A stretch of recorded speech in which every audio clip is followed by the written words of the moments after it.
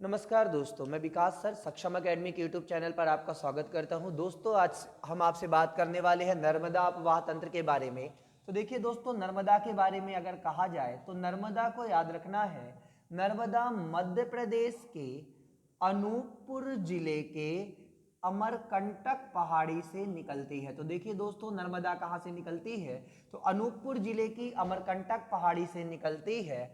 और याद रखना है, गुजरात के भड़ौच में जाकर, कहा दोस्तों? गुजरात के भड़ौच में जाकर ये नर्मदा कहाँ मिल जाती है? तो ये नर्मदा कहाँ मिल जाती है? खंबात की खाड़ी में। कहाँ गिर जाती है? खंबात की खाड़ी में। याद रखिएगा। तो नर्मदा निकलती कहाँ से है? अनूपपुर जिले के अमरकंटक से। और गुजरात के भड़ौच में कहाँ मिल जाती है? तो खंबात की खाड़ी में मिल जाती है। देखिए, अब हम यहाँ पर मध्य प्रदेश का मानचित्र बना लें और अगर यहाँ पर हम समझने का प्रयास करें तो इस मानचित्र के माध्यम से हम अगर इसे समझे तो कुछ इस तरीके से, ये है मैकाल पहाड़ी और इसी मैकाल पहाड़ी के अनूपपुर के अमरकंटक से एक नदी निकलती है। नदी का नाम क्या है? नर्मदा। और नर्मदा यहाँ से निकलने के बाद महाराष्ट्र, महाराष्ट्र के बाद गुजरात, गुजरात के बाद खंबात की खाड़ी में जाकर के गिर जाती है। याद रखिएगा, गुजरात में एक कस्बा है जिसका नाम क्या है? खंबात। उसी खंबात कस्बे के नाम के ऊपर इसका नाम खंबात की खाड़ी रखा गया है। ठीक है ना दोस्तों? देखिए, नर्मदा की जो कुल लंबाई है वो कितनी है? 13-12 किलोमीटर। और जबकि मध्य प्रदेश में इसकी लंबाई कितनी है? तो 1077 किलोमीटर। तो देखिए, अगर लंबाई की बात की जाए तो नर्मदा की कुल लंबाई कितनी है? 13-12 किलोमीटर। लेकिन मध्य प्रदेश में इसकी लंबाई कितनी है? तो 1077 किलोमीटर है। आपको याद रखना है। और जो नर्मदा है वो भारत की पांचवी, याद रखिए, भारत की पांचवी सबसे बड़ी नदी है, जबकि मध्य प्रदेश की पहली। यानी याद रखिएगा, मध्य प्रदेश की सबसे लंबी नदी कौन सी है? तो नर्मदा है। लेकिन भारत की जो सबसे लंबी नदी है वो गंगा है और पांचवी जो सबसे लंबी नदी है वो आपकी नर्मदा ही है। ठीक है। अब अगर नर्मदा के अन्य नामों की बात करें, किन किन नामों से नर्मदा को बुलाया जाता है, तो देखिए, एक नाम नर्मदा का क्या है? रेवा। एक नाम नर्मदा का क्या है? मैकाल सुता। देखिए, सुत का मतलब होता है पुत्र और सुता का मतलब क्या होता है दोस्तों? पुत्री। ठीक है ना? सुत का मतलब क्या होता है? पुत्र, और सुता का मतलब क्या होता है? पुत्री। ठीक है ना? तो याद रखिएगा, इसे क्या कहा जाता है? इसे मैकाल सुता यानी मैकाल की पुत्री। देखिए, इस मैकाल पहाड़ी से ही नर्मदा निकल रही है ना दोस्तों। आप देख पा रहे हैं ना कि इसी मैकाल पहाड़ी से ही ना नर्मदा निकलती है। और इस मैकाल पहाड़ी से ही चूंकि नर्मदा निकलती है, आप देख रहे हैं इस मैकाल पहाड़ी से नर्मदा निकलती है, इसीलिए इसे क्या कहा जाता है? मैकाल की पुत्री यानी कि मैकाल सुता। फिर इधर याद रखिए, नर्मदा का एक नाम क्या है? नामोदास। क्या नाम है? नर्मदा का एक नाम नामोदास है। यह नाम किसने दिया था? ग्रीक विद्वान टॉलमी ने। किसने दिया था? ग्रीक विद्वान टॉलमी ने। और इस नदी को और एक नाम से बुलाया जाता है जिसे क्या कहा जाता है? River of Joy. क्या कहा जाता है? सुख की नदी किसे कहा जाता है? तो याद रखिएगा, नर्मदा को ही कहा जाता है। तो नर्मदा के नाम क्या है? क्या है? रेवा है, मैकालसुता है, नामोदास है, रिवर ऑफ जॉय है। फिर इधर देखिए, मध्य प्रदेश की जो राजकीय मछली है जिसे महासीर कहा जाता है, याद रखिए, मध्य प्रदेश की राजकीय मछली कौन सी है? महासीर। अगर आपसे कोई पूछता है कि मध्य प्रदेश की राजकीय मछली कौन सी है, तो याद रखिएगा महासीर। ठीक है ना? जिसे जल का शिकारी कहा जाता है। क्या कहा जाता है दोस्तों? जल का शिकारी कहा जाता है। और ये महासीर मछली भी कहाँ मिलती है? नर्मदा में। ठीक है। तो मध्य प्रदेश की राजकीय मछली कौन सी है? महासीर।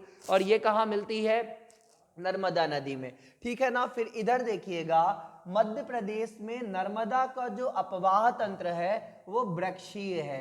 आपसे पूछेगा कि नर्मदा का अपवाह तंत्र किस प्रकार का है, तो वृक्षीय है। और नर्मदा की कुल कितनी सहायक नदियां हैं? तो अगर नर्मदा की सहायक नदियों की बात की जाए बच्चों, तो कितनी है? नर्मदा की कुल 41 सहायक नदियां हैं। कितनी सहायक नदियां हैं? 41। इसमें बाईं तरफ से कितनी नदियां नर्मदा में मिलती हैं? 22।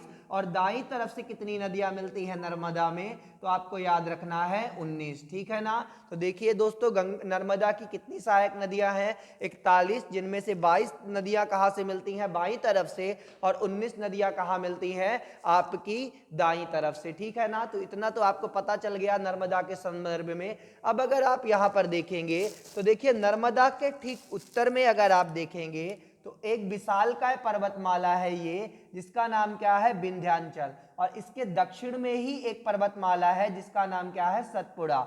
मतलब नर्मदा अगर बात की जाए तो नर्मदा कहाँ बहती है, विंध्याचल और सतपुड़ा पर्वतमाला के मध्य एक भ्रंश घाटी में बहने वाली नदी है। किसमें बहती है, भ्रंश घाटी में। आपसे प्रश्न पूछेगा कि भ्रंश घाटी में बहने वाली मध्य प्रदेश की कौन सी नदी है, तो याद रखिए नर्मदा है। और नर्मदा किसमें बहती है, भ्रंश घाटी में। ठीक है ना दोस्तों। अब अगर नर्मदा की बात की जाए तो देखिए नर्मदा अनूपपुर के अमरकंटक से निकलती है, और अनूपपुर के अमरकंटक से निकलने के बाद, जैसे मान लीजिए अगर ये अनूपपुर का अमरकंटक है, तो यहां से निकलने के बाद नर्मदा जैसे अनूपपुर से निकली, और अनूपपुर से जैसे ही नर्मदा निकलती है तो यह इसमें दो जलप्रपात बनाती है। कितने जलप्रपात बनाती है दोस्तों, दो जलप्रपात बनाती है। कौन कौन सा, एक जलप्रपात का नाम है कपिल धारा और दूसरे जलप्रपात का नाम क्या है, दुग्ध धारा। तो आपसे प्रश्न पूछेगा कि नर्मदा में दो प्रमुख जलप्रपात, कपिल धारा जलप्रपात कहाँ है, तो अनूपपुर में है। दुग्ध धारा जलप्रपात कहाँ है, तो ये भी अनूपपुर में है। अनूपपुर में बहने के बाद नर्मदा डिंडोरी में प्रवेश करती है। डिंडोरी में प्रवेश करने के बाद जब नर्मदा मंडला में प्रवेश करती है तो कुंडली नुमा आकृति बनाती है।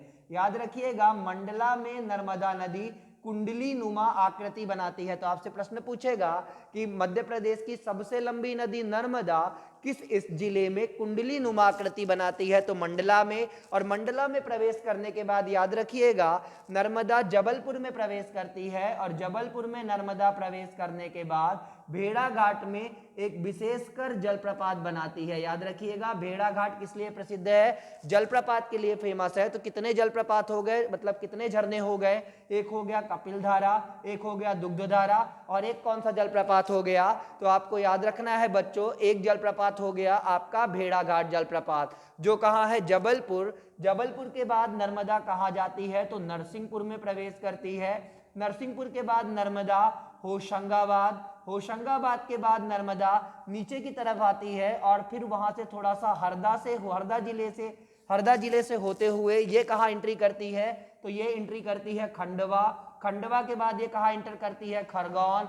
खरगोन के बाद ये कहाँ एंटर करती है, तो याद रखिएगा अलीराजपुर और झाबुआ से होते हुए यह नदी कहाँ प्रवेश कर जाती है, तो याद रखिएगा ये वहां से आपके महाराष्ट्र से होते हुए गुजरात में प्रवेश करती है।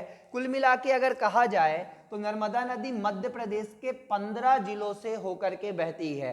ठीक है ना। और अगर बात की जाए तो नर्मदा को ही मध्य प्रदेश की जीवन रेखा भी कहा जाता है। तो आपसे प्रश्न पूछा जाएगा कि मध्य प्रदेश की जीवन रेखा किसे कहा जाता है, तो नर्मदा को। आप देखिए इतने सारे जिले जो मैंने आपको बताई, ये सारे जिले नर्मदा नदी पर ही है। अब चूंकि ये सारे जिले नर्मदा नदी पर है तो सीधी सी बात है, आप जानते हैं कि मनुष्य के लिए जो आजीविका का स्तर होता है, और भले ही आज हमारी आज़ादी को इतने साले दिन हो गए हों, लेकिन हमारी जो जनसंख्या है वो प्रत्यक्ष व अप्रत्यक्ष तरीके से कृषि क्षेत्र पे ही निर्भर करती है। तो अब चूंकि वो कृषि क्षेत्र पर निर्भर करती है बच्चों, तो आपको पता है ना कि कृषि क्षेत्र पर निर्भर करेगी तो सीधी सी बात है कृषि के लिए सीधी सी बात है सिंचाई की तो जरूरत पड़ेगी ही, पौधों को, फसलों को सिंचाई की तो आवश्यकता पड़ेगी। और सिंचाई के लिए सर्वश्रेष्ठ माध्यम क्या है, तो नर्मदा। याद रखिएगा कौन सा है, नर्मदा है। ठीक है ना। इसीलिए मध्य प्रदेश की आजीविका, मध्य प्रदेश की अगर बात की जाए तो आर्थिक दृष्टि से नर्मदा का बड़ा महत्व है।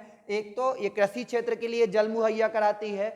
मध्य प्रदेश में बहुत सारी जल विद्युत परियोजनाएं नर्मदा नदी पर ही है। और इतना ही नहीं, यह पर्यटन की दृष्टि से भी बड़ी महत्वपूर्ण नदी है। मध्य प्रदेश की पर्यटकों को बहुत ज़्यादा लुभाती है क्योंकि इसमें अत्यधिक महत्वपूर्ण शहर है, और ये बहुत सारे जलप्रपातों का निर्माण मध्य प्रदेश के अलग अलग हिस्सों में करती है, जो आकर्षण का प्रमुख केंद्र है। जिसमें आप खुद ही भेड़ा घाट की बात कर लीजिए, अनूपपुर के अमरकंटक की बात कर लीजिए, कपिल धारा की बात कर लीजिए, दुग्ध धारा की बात कर लीजिए। तो ऐसे में ये नदी बड़ी महत्वपूर्ण नदी हो जाती है मध्य प्रदेश के लिए। तो इतनी जो समस्त जानकारी है नर्मदा के संदर्भ में। फिर आप इधर देखिए दोस्तों, सन 2017 में नर्मदा को जीवित नदी का दर्जा दिया गया है। कैसा दर्जा दिया गया है, जीवित नदी का दर्जा। मतलब समझिए एक नई स्कीम है। सबसे पहले दुनिया में न्यूजीलैंड में एक नदी को जीवित नदी का दर्जा दिया गया था। उसके बाद सन 2016 में गंगा को जीवित नदी का दर्जा दिया गया। अब जीवित नदी का दर्जा दे देने का मतलब क्या होता है, यहाँ पर लिविंग एंटिटी का मतलब यह होता है कि जब किसी नदी को जीवित नदी का दर्जा दे दिया जाता है तो अगर कोई व्यक्ति उसे प्रदूषित करने का प्रयास करता है तो उसको, अब चूंकि जीवित नदी है उसे जीवित माना गया, अब उसको प्रदूषित कर रहा है मतलब उसे नष्ट करने का प्रयास कर रहा है, तो ऐसे में उस व्यक्ति के विरुद्ध आईपीसी यानी इंडियन पैनल कोड की धारा 302 के तहत मुकदमा दर्ज किया जाता है। बात समझ में आ रही है। और नर्मदा को जीवित नदी का दर्जा कब दिया गया है? 2017 में। आपको याद रखना है कब दिया गया है बच्चों? 2017 में इसे जीवित नदी का दर्जा दिया गया है, ठीक है ना। अब अगर इसकी बात की जाए तो ये जो आपकी नर्मदा नदी है, अगर इसके संदर्भ में बात की जाए तो देखिए इसके जल का बंटवारा है। याद रखिएगा नर्मदा नदी के 89.9% जल कहाँ बहता है? मध्य प्रदेश में, जबकि शेष 10.1% जल कहाँ बहता है? तो गुजरात और महाराष्ट्र में। याद रखिएगा। तो अगर आपसे प्रश्न पूछे कि मध्य प्रदेश नर्मदा के कितने प्रतिशत जल का उपभोग करता है तो आपको याद रखना है 89.9%। लेकिन अगर आपसे पूछे कि गुजरात और महाराष्ट्र कितने प्रतिशत जल का उपभोग करते हैं तो 10.1%, ठीक है ना। मैं उस घटना को यहाँ पे लिख देता हूँ। 89.9% मध्य प्रदेश में बहती है और शेष 10.1% कहाँ बहती है? तो महाराष्ट्र और गुजरात में बहती है, ठीक है ना दोस्तों। अब अगर बात की जाए नर्मदा नदी पर कितनी नदी घाटी परियोजनाएं हैं, तो आइए अब हम नर्मदा नदी पर नदी घाटी परियोजनाओं की बात करते हैं। तो एक एक कर करके बात करते हैं। सबसे पहले याद रखिएगा इंदिरा गांधी सागर बांध मध्य प्रदेश की नर्मदा नदी पर बना हुआ है, जिसका शिलान्यास मध्य भारत की प्रधानमंत्री इंदिरा गांधी ने 1984 अक्टूबर के महीने में किया था। इंदिरा सागर बांध याद रखिएगा मध्य प्रदेश के खंडवा जिले के पुनासा नामक स्थान पर बना हुआ है। कहां पर बना हुआ है? पुनासा नामक स्थान पर। इसका नाम क्या है? इंदिरा गांधी सागर। तो इसे पुनासा के नाम से भी जाना जाता है मध्य प्रदेश में। तो आपसे प्रश्न पूछेगा कि पुनासा बांध किस नदी पे बना हुआ है? बिल्कुल नर्मदा पे बना हुआ है, ठीक है ना। इसका शिलान्यास किया किसने किया था? इंदिरा गांधी ने किया था। कब किया था? 1984 में किया था। किस महीने में किया था? अक्टूबर के महीने में किया था, ठीक है ना। याद रखिएगा इन सारी चीजों को। और एक बात ये भी याद रखिएगा, ये इसे पुनासा के नाम से जाना जाता है क्योंकि खंडवा के पुनासा नामक स्थान पर ये बांध स्थित है। और याद रखिएगा इसकी जो विद्युत उत्पादन क्षमता है वो लगभग 1000 मेगावाट है। और अगर बात की जाए तो ये मध्य प्रदेश का सबसे ऊंचा बांध है। याद रखिए मध्य प्रदेश का सबसे ऊंचा बांध कौन सा है? तो नर्मदा नदी पर स्थित इंदिरा गांधी सागर बांध है। कौन सा है बच्चों? इंदिरा गांधी सागर बांध है, जो खंडवा जिले के पुनासा में स्थित है। इसके बाद देखिए और कौन कौन सी परियोजनाएं नर्मदा पर हैं। तो नर्मदा पे और भी बहुत सारे बांध हैं। जैसे अगर बात की जाए तो खंडवा में ही ओमकारेश्वर बांध है। ओमकारेश्वर नदी घाटी परियोजना है जिसमें जल विद्युत कितने मात्रा में उत्पादित किया जाता है? 540 मेगावाट विद्युत का उत्पादन किया जाता है। ये ओमकारेश्वर परियोजना कहाँ है? तो ये भी खंडवा नदी पर है, ठीक है ना। इसके बाद याद रखिएगा एक महेश्वर परियोजना भी है, महेश्वर बांध भी है। ये कहाँ पर है? तो याद रखिएगा खरगोन जिले में, ठीक है ना। और फिर अब आपको एक बात ये याद रखनी है कि खंडवा जिले में ही ये जहां पर इंदिरा गांधी सागर बांध है खंडवा जिले में, वहीं पर दोस्तों आपको एक बात याद रखनी है कि वहीं पर एक टापू है जिसका नाम है हनुवंतिया टापू, है ना। और मध्य प्रदेश सरकार ने मध्य प्रदेश सरकार हर साल इस हनुवंतिया टापू पर मध्य प्रदेश सरकार क्या करती है? मध्य प्रदेश सरकार इस हनुवंतिया टापू पर जल महोत्सव मनाती है। क्या मनाती है दोस्तों? जल महोत्सव मनाती है ना। आपसे प्रश्न पूछेगा मध्य प्रदेश सरकार जल महोत्सव कहाँ मनाती है?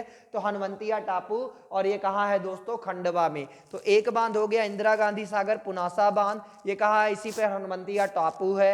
एक हो गया आपका ओमकारेश्वर परियोजना, खंडवा में ही है। महेश्वर परियोजना कहाँ है? ये भी आपके खरगोन में है, ठीक है ना। फिर याद रखिए अवंतीबाई सागर बरगी बांध, बरगी परियोजना, याद रखिएगा इसका नाम क्या है? इसका नाम है अवंतीबाई सागर। और ये परियोजना कहाँ है? नर्मदा नदी पर। और कहाँ है दोस्तों? तो जबलपुर में। कहाँ है? जबलपुर में। यानी बरगी बांध जिसे अवंतीबाई सागर कहा जाता है, ये कहाँ है दोस्तों? तो आपको याद रखना है ये बांध भी कहाँ है? तो जबलपुर में ही है। इसके अतिरिक्त और कौन कौन से बांध हैं? तो देखिए यहाँ पर आपको याद रखना है गुजरात में, गुजरात में अगर आप बात करें, चूंकि अब देखिए यहाँ पे स्पेस कम है तो मैं यहाँ पे लिख देता हूँ, आप यहाँ पर थोड़ा सा समझ लीजिएगा इस घटना को। देखिए सरदार सरोवर बांध, इधर थोड़ा सा ध्यान देने की बात है। नर्मदा नदी पर सरदार सरोवर बांध बना हुआ है और ये बांध कहाँ है? गुजरात में। कहाँ है? गुजरात में। याद रखिएगा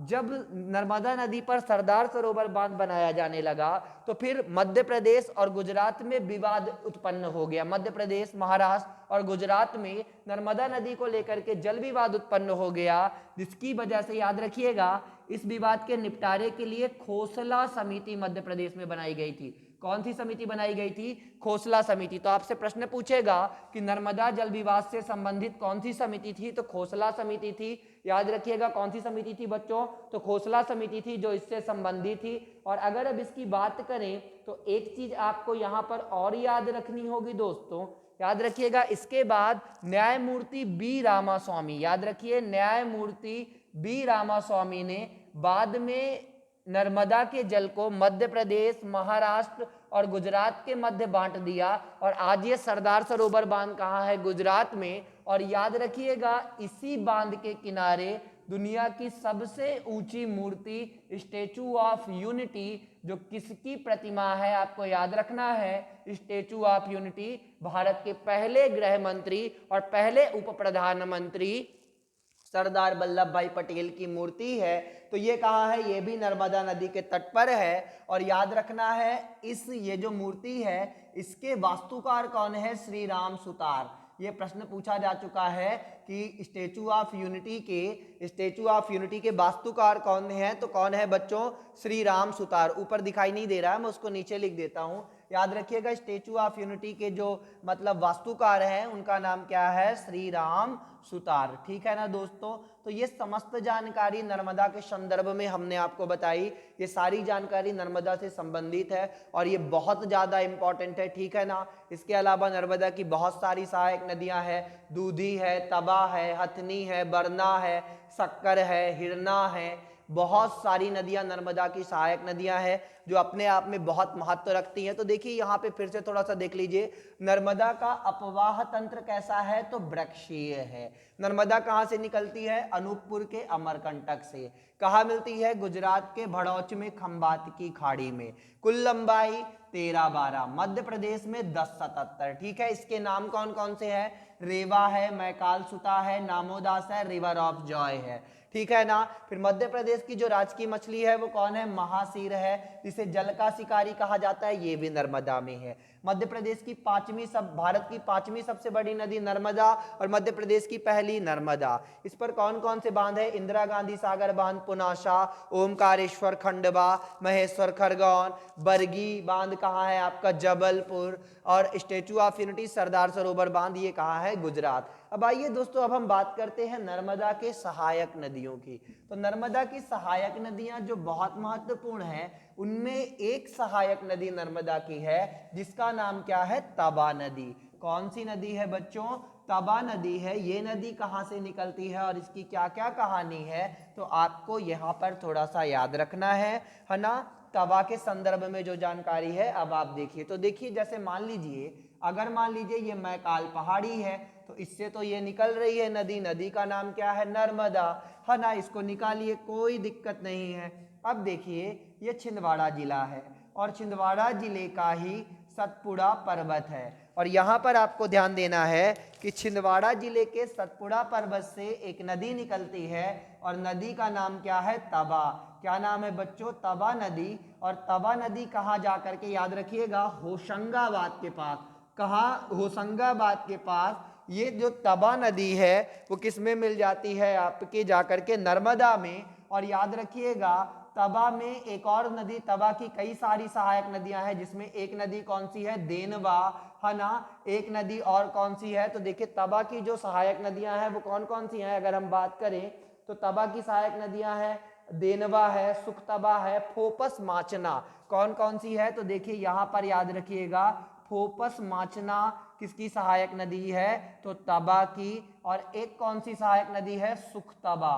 कौन सी है? सुखतबा। और याद रखिएगा जहां पर देनवा और तबा का संगम है होशंगाबाद में, वहीं पर इस पर एक बांध बना हुआ है जिसका नाम क्या है, तवा बांध। कौन सा बांध बना हुआ है बच्चों, तवा बांध। तो याद रखिएगा तवा किसकी सहायक नदी है, नर्मदा की, और ये बाईं तरफ से नर्मदा में मिलती है। ठीक है, इसके बाद अगर अलग से एक नदी की बात की जाए तो है आपकी कौन सी नदी है, तो याद रखनी है आपकी जो अगली सहायक नदी है नर्मदा की वो सक्कर है। सक्कर नदी कहां से निकलती है, सक्कर नदी भी छिंदवाड़ा जिले से ही निकलती है और नरसिंहपुर में जाकर के, कहां बच्चों, नरसिंहपुर में जाकर के किस में मिलती है, नर्मदा में। नदी का नाम क्या है बच्चों, तो नदी का नाम है सक्कर। क्या नाम है, सक्कर। तो सक्कर निकलती कहां से है, ये भी छिंदवाड़ा से ही निकलती है, लेकिन मिलती कहां है, तो नरसिंहपुर में जाके मिलती है। और याद रखिएगा सक्कर नदी पर बहुत प्रमुख एक परियोजना है जिसका नाम क्या है,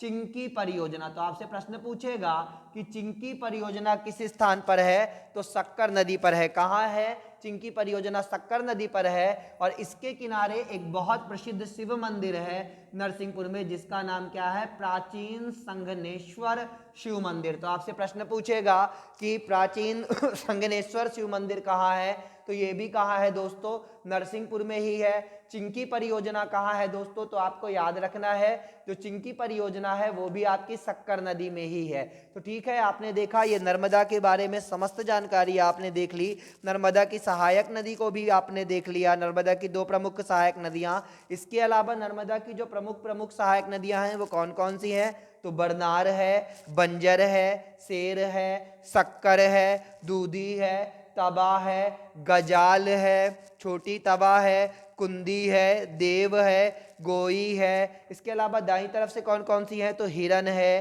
तिंदोनी है, बरना है, चंद्रकेसर है, कानर है, मान, ऊटी और हथनी है। ठीक है ना दोस्तों, तो देखिए इतनी समस्त जानकारी हमने आपसे नर्मदा के संदर्भ में साझा करी है। और जो दो महत्वपूर्ण चीजें हैं याद रखिएगा, नर्मदा घाटी विकास प्राधिकरण, आपसे प्रश्न पूछेगा नर्मदा घाटी विकास प्राधिकरण की स्थापना कब की गई है, तो इसकी स्थापना की गई है दोस्तों 1980 में। कब की गई है, 1980 में, याद रखिएगा। और एक बात ये याद रखिएगा, जब सरदार सरोवर बांध बना था तो नर्मदा बचाओ आंदोलन चला था, जिसके लिए कौन सी समिति बनी थी, खोसला समिति, याद रखिएगा। और उसके बाद न्यायमूर्ति NB रामास्वामी ने अपना निर्णय सुनाया था और उनके निर्णय के बाद दोस्तों नर्मदा के जल को मध्य प्रदेश, महाराष्ट्र और गुजरात में बांट दिया गया था। तो दोस्तों ये समस्त जानकारी नर्मदा के संदर्भ में हमने आपसे साझा करी।